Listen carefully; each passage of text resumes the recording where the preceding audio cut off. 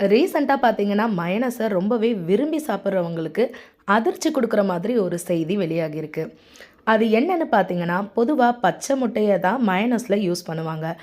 முட்டைய பச்சையா எடுத்துக்கும்போது, அதில இருக்க நோய் கிருமிகளால பல பாதிப்புகள் ஏற்படுறதா அறியப்படுகிறது.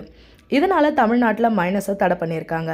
டேஸ்ட்டுக்காக ஷவர்மா, சாண்ட்விச் போன்ற சாட் ரெசிபீஸில் கூட மயனஸை சேர்த்துக்க ஆரம்பிச்சு, இப்போ சில பேர் மயனஸோட டேஸ்ட்டுக்காக சாட் ஐட்டம்ஸை சாப்பிட ஆரம்பிச்சிட்டாங்கன்னா பார்த்துக்கோங்களேன். இப்படிப்பட்ட நேரத்தில் இந்த தடை விதிப்பால் ரொம்பவே டிசப்பாயிண்ட் ஆனது யாருன்னா, அது மயனஸ் லவர்ஸ் தாங்க. இப்போ நாம் சொல்ல போகிற டிப்ஸும் அவங்களுக்காக தாங்க. பச்சை முட்டையில் பதப்படுத்தப்பட்டு கொடுக்கப்படுற மயனஸால் நிறைய சைடு எஃபெக்ட்ஸ் வருது. ஆனால் பச்சை முட்டையை வச்சு மட்டும்தான் மைனஸை செய்ய முடியும்னு இல்லைங்க. இதை பன்னீரை வச்சும் செய்ய முடியும். சாதாரணமாக நமக்கு கிடைக்கிற பன்னீர் இல்லை பசும்பாலால் எடுக்கப்படுற பியோர் பன்னீரை வச்சும் செய்யலாம் இந்த மைனஸை.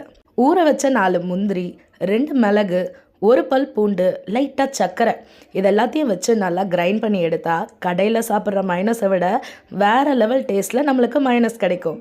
ஸோ மைனஸ் சாப்பிட முடியலையேன்னு ஃபீல் பண்ணுறவங்களா இருந்தீங்கன்னா இப்படி ஹெல்த்தியாக மைனஸை செஞ்சு சாப்பிட்டு சந்தோஷப்பட்டுக்கோங்க.